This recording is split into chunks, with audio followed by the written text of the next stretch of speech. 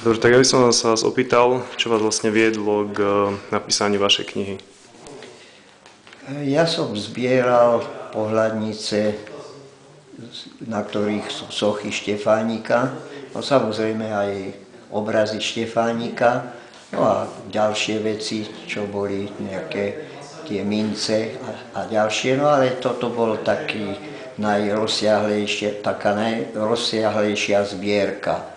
No a zaujalo ma práve tie osudy, pretože mnohé z týchto soch boli zničené, niektoré boli len odkladané a potom znova boli odhalené.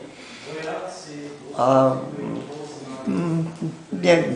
netušil som, že či to niekedy aj vyjde, ale ja som to ako posielal články také o niektorých tých sochách, tie zaujímavé veci.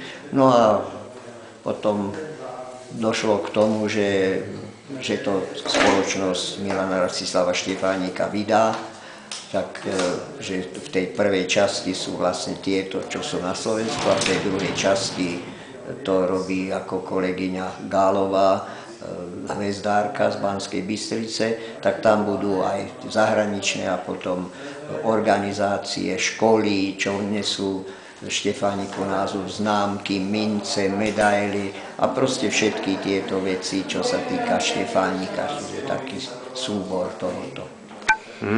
Dobre, ďakujem.